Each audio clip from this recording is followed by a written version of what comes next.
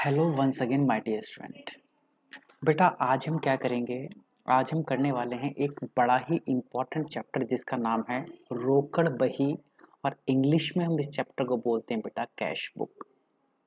तो जैसे आप सभी को पता है कि बेटा हमारे इस चैनल पर आपको कंप्लीट सिलेबस कराया जाएगा जो कि बिल्कुल फ्री ऑफ कॉस्ट होगा। चैप्टर वाइज चैप्टर मैं आपको करा रहा हूँ और आज के चैप्टर का नाम क्या है बेटा, रोकड़ बही यानी कि कैश बुक। लेकिन अगर आप रियल में और वास्तव में बेटा हमसे पढ़ना चाहते हैं तो हमेशा से मेरी एक रिक्वेस्ट रहती है।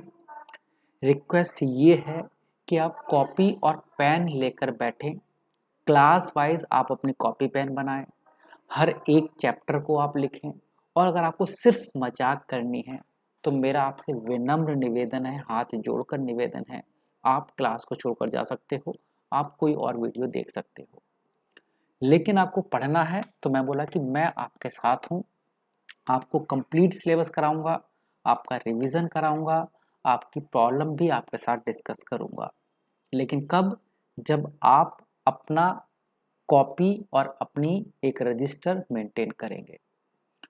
और मैंने बताया कि आपको जितनी भी क्लास होती हैं उन क्लास के नोटिफिकेशन मैं आपको एक व्हाट्सएप ग्रुप बना हुआ है उस पर देता हूँ।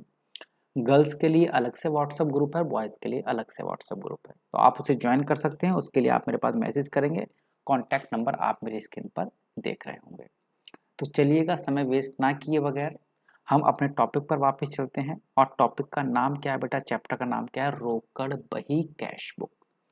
इम्पॉर्टेंट चैप्टर है, पेपर के अंदर कई बार इससे क्वेश्चन आते हैं। अब थोड़ी चर्चा करेंगे कि एग्जाम में किस तरह के क्वेश्चन इस चैप्टर से पूछे जा सकते हैं।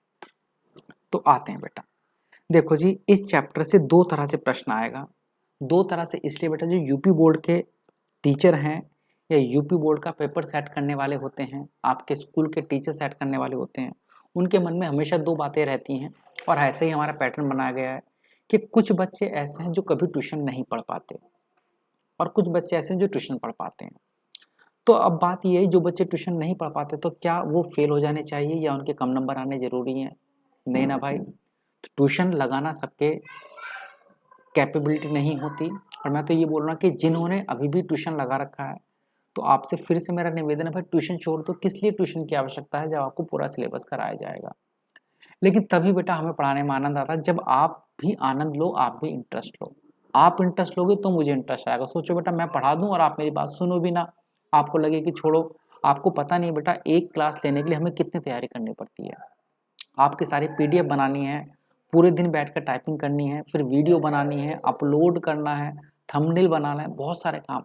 आपकी 15 मिनट की वीडियो बेटा हमारे लिए 2 से 3 घंटे की वीडियो होती है, यानी कि हमारे 3 घंटे की मेहनत आपके लिए 15 से 20 मिनट होते हैं। और आप अपने वो 15 मिनट भी नहीं देना पसंद करते, आपको लगता है यार हमारा तो टाइम वेस्ट हो रहा है, हमारा तो डाटा जा रहा है ना।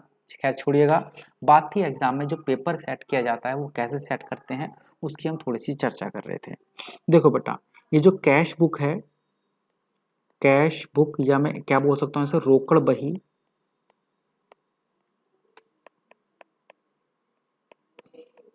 इससे जो प्रश्न आएगा वो दो तरह से आएगा। या तो हो सकता है वो आपसे इसकी थ्योरी यानी कि पूछ ले कि कैश बुक क्या होती है, रोकड़ बही क्या होती है, कितने प्रकार की होती है, कैसे बनाई जाती है। या वो आपको एक क्वेश्चन देगा। क्वेश्चन क्या देगा? रोकड़ बही कैश बुक बनाने के लिए, यानी कि न्यूमेरिकल क्वेश्चन आएगा, पूरा क्वेश्चन आएगा जिसमें आपको रोकड़ बही बनानी होगी। यानी कि या तो आप और करके क्वेश्चन आता है, या तो आपके पास थ्योरी आ जाएगी। अगर आप रोकड़ बही नहीं बनाना चाहते तो आप थ्योरी लिख सकते हो, और अगर आपको थ्योरी नहीं आती तब आप क्वेश्चन कर सकते हो। अब दोनों के अपने फायदे हैं। वो बच्चे जो कहीं ट्यूशन नहीं पढ़ते बेटा और कहीं पर नॉर्मली क्लास नहीं ले पाते, तो वो नॉर्मली क्या करते हैं, थ्योरी घर से याद कर लेते हैं, रट लेते हैं, वो लिख कर चले आते हैं। लेकिन इसमें थोड़े से कम नंबर मिलते हैं। कैसे नंबर मिलेंगे बेटा आपको? कम, थ्योरी पर हमेशा कम नंबर मिलते हैं। लेकिन अगर आप न्यूमेरिकल क्वेश्चन सॉल्व करते हो, कैश बुक का एक क्वेश्चन आता है, अगर वो सॉल्व करते हो, मान लो 10 नंबर का क्वेश्चन है, तो 10 आउट ऑफ 10 मिलेंगे। लेकिन वो तभी कर पाएंगे जब आपको इसे बनाना आता हो। लेकिन फिर से मैंने कहा कि दोनों ही क्वेश्चन आएंगे और करके, या तो कैश बुक बनाने के लिए आएगा या आपके पास नॉर्मल क्वेश्चन आएगा। और हमें दोनों ही चीजें बेटा मैं आपको सिखाऊंगा। मैं लगभग 2 क्लास लूंगा थ्योरी सिखाने के लिए और लगभग 5 क्लास लूँगा आपको न्यूमेरिकल क्वेश्चन सिखाने के लिए। तो मैं आपको थ्योरी भी सिखा दूंगा, मैं आपको न्यूमेरिकल क्वेश्चन भी सिखा दूंगा। अब आपको जो बेटर लगेगा एग्जाम में उस तरह का आप कर सकते हैं। तो चलिएगा अपने टॉपिक पर चलते हैं। तो आज की एक क्लास आज होगी कैश बुक की, एक क्लास कल होगी कैश बुक की। ये 2 क्लास होने के बाद आपकी कैश बुक हो जाएगी कंप्लीट, थ्योरी वाला पार्ट। फिर 5 क्लास में लूंगा इसके न्यूमेरिकल क्वेश्चन कराने के लिए, कैश बुक बनाई कैसे जाती है, रोकड़ बही बनाई कैसे जाती है, उन सब की चर्चा करेंगे।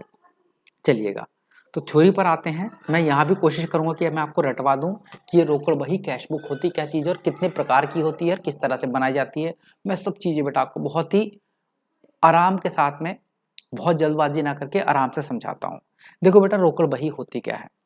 हर एक कंपनी में, हर एक संस्था में एक किताब बनाई जाती है, एक अलग से रजिस्टर बनाया जाता है और उस रजिस्टर में क्या लिखा जाता है। मान लो क्या किया आपने, कोई सामान कैश में बेचा तो उस रजिस्टर में लिख देंगे भैया इतना कैश आया। फिर कैश में खरीदा, उस रजिस्टर में लिख देंगे भैया इतना कैश गया। किसी को सैलरी दी, उस रजिस्टर में लिख देंगे, सैलरी मिली उस रजिस्टर में लिख देंगे। यानी कि एक अलग से किताब बनाई जाएगी, उस किताब के अंदर सारा कैश आया हुआ दिखाया जाएगा, सारा कैश गया हुआ दिखाया जाएगा। कैश आया कैश गया, चेक आया चेक गया, मीनिंग सिर्फ कैश और चेक का लेन देन एक पुस्तक में दिखा दिया जाता है। और उसी ही पुस्तक को जिसमें रोकड़ के बारे में, कैश के बारे में लिखा हुआ, चाहे इंग्लिश मीडियम के हिंदी मीडियम के, बेटा इतना अंतर है, इंग्लिश मीडियम में कैश बोल देते हैं, हिंदी मीडियम में से रोकड़ बोल देते हैं। रोकड़ का आना और रोकड़ का जाना, कैश का रिसीव होना या कैश का पेमेंट होना। तो ऐसी पुस्तक, ऐसी बही, ऐसी बुक जिसके अंदर रोकड़ का आना और जाना दिखाया जाता है, उसी बही को हम क्या बोलते हैं, उस बही को हम बोलते हैं बेटा रोकड़ बही या फिर कैश बुक। ठीक है, इसमें संस्था के सभी नगद लेन देन को लिखा जाता है, नगद, उधार वालों को नहीं। भाई उधार में सामान बेचा तो कैश बुक में तो नहीं आएगा ना बेटा, ना कैश आया ना गया। उधार में खरीदा तो भी नहीं आएगा, लेकिन उधार का पैसा मिला तो आएगा। तो एक बार डेफिनेशन पढ़ते हैं, देखो क्या लिखी है इसमें। जिस बही में रोकड़ संबंधी लेन देनों का लेखा किया जाता है, बही का मतलब बेटा किताब से होता है, बुक से होता है, या जिस बुक में रोकड़ के लेन देन का लेखा किया जाता है उस बही को रोकड़ बही यानी कि कैश बुक कहते हैं। रोकड़ बही किसी व्यापार की एक महत्वपूर्ण सहायक बही होती है बेटा, ये सपोर्टिंग बुक है, बड़ी ही इंपॉर्टेंट होती है, जो प्राय छोटे व बड़े सभी प्रकार के व्यापारी द्वारा रखी जाती है। यानी कैश बुक याद रखना, कोई छोटा नहीं, छोटा व्यापारी वही रखेगा या जो बड़ा है वो रखेगा, भाई छोटे को भी रखनी है, बड़ी को भी रखनी है। उसके बाद क्या बता रखा है, जिसमें व्यापार में होने वाले प्रतिदिन, याद रखना, नगद लेन देनों का हिसाब रखा जाता है। फिर चाहे वह आय व्यय से हो, क्रय विक्रय से हो, संपत्ति से हो, दायित्व से, कुछ भी हो, मतलब पैसा का आना और पैसे का जाना, दोनों तीनों चीजें इसके अंदर लिखी जाती है। साधारण भाषा में हम कह सकते हैं कि रोकड़ बही उन सभी व्यवहारों का लेखा किया जाता है जिसके कारण व्यापार में रोकड़ आती है या रोकड़ का भुगतान किया जाता है। उधार व्यवहारों को इस बही में नहीं लिखा जाता। अब ये बताओ बेटा, ये जितनी बातें मैंने आपको बताई, मैं इसकी पीडीएफ भी आपको भेज दूंगा ग्रुप पर आप ये बताओ क्या इनमें से कोई सी ऐसी बात है जो मैंने आपको नहीं बताई। मैंने ये तो बताया बेटा क्या होती है रोकड़ बही, ऐसी बही जिसमें रोकड़ के आने जाने को लिखा जाता है, नगद लेन देन को लिखा जाता है, सामान के क्रय विक्रय को लिखा जाता है, लेकिन उधार वाली एंट्री, उधार वाली चीजों को इसके अंदर नहीं लिखा जाता। ये तो होगी भाई रोकड़ बही की डेफिनेशन। अब बारी आती है रोकड़ बही होती कितने प्रकार की है। मेरे बच्चे, मेरे लाल, मेरे मुन्ना, रोकड़ बही होती है हमारे पास 4 प्रकार की। एक को हम बोलते हैं साधारण रोकड़ बही, एक को हम बोलते हैं द्विस्तंभीय रोकड़ बही, एक को हम बोलते हैं त्रिस्तंभीय रोकड़ बही और एक को हम बोलते हैं खुदरा या लघु रोकड़ बही। तो इन चारों रोकड़ बही को अगर आपको जानना है तो मैं कोशिश करूंगा 10-10 मिनट की वीडियो बनाकर भेजूंगा बेटा। 10 मिनट की वीडियो मैंने आपको बता दिया कि रोकड़ बही क्या होती है, जिसमें कैश का आना और कैश का जाना लिखा जाता है, इतनी सी बात। रोकड़ बही कितने प्रकार की होती है, 4 प्रकार की होती है। इसमें 4 स्तंभ होते हैं। एक सिंगल कॉलम कैश बुक, जैसे सिंपल कैश बुक बोलते हैं, एक double column cash book, triple column cash book और एक होती है पैटी कैश बुक, छोटे छोटे खर्चों के लिए। तो आपको 2 प्रश्न पता चले कि कैश बुक होती क्या है, रोकड़ बही होती क्या चीज। दूसरा आपको क्या पता लगा, रोकड़ बही के प्रकार कितने होते हैं बेटा, 5, 6, 7 नहीं, क्लियर है, 4 प्रकार की होती है। एक स्तंभीय, 2 स्तंभीय, 3 स्तंभीय और एक खुदरा या लघु रोकड़ बही। 4 स्तंभीय नहीं, खुदरा या लघु में छोटी रोकड़ बही। तो कितने प्रकार की हुई बेटा, 4 प्रकार की। कितने प्रकार की हुई, 4 प्रकार की। एक सिंगल कॉलम या साधारण कैश बुक बोल देते हैं उसे, सिंपल कैश बुक बोल देते हैं, साधारण कैश बुक।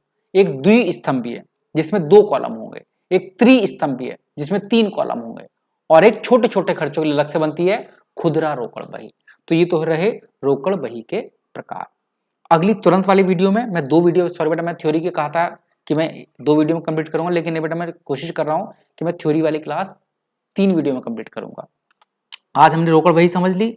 अगली वीडियो में बेटा मैं आपको 2 प्रकार की बता दूंगा, साधारण रोकड़ बही और द्विस्तंभीय रोकड़ बही। उसके अगली वाली क्लास में मैं आपको बता दूंगा त्रिस्तंभीय और खुदरा रोकड़ बही। तो 3 क्लास में हमारी थ्योरी कंप्लीट हो जाएगी।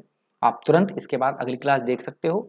और अगर आपको नहीं मिल रही है बेटा उसके बाद वाली क्लासेस, तो आप मुझे मैसेज करोगे, मेरा नंबर स्क्रीन पर है, आप मुझे मैसेज करोगे और मैं आपको सारी क्लास सीक्वेंस वाइज अगर दे दूंगा अगर आपको नहीं मिल पा रही है। तो उसके लिए आपको इतना तो करना होगा, आपको मुझे मैसेज करके बताना होगा कि सर हमें क्लास नहीं मिल पा रही है, आप हमें सीक्वेंस से क्लास दे दो रोकड़ बही की, वो मैं आपको दे दूंगा।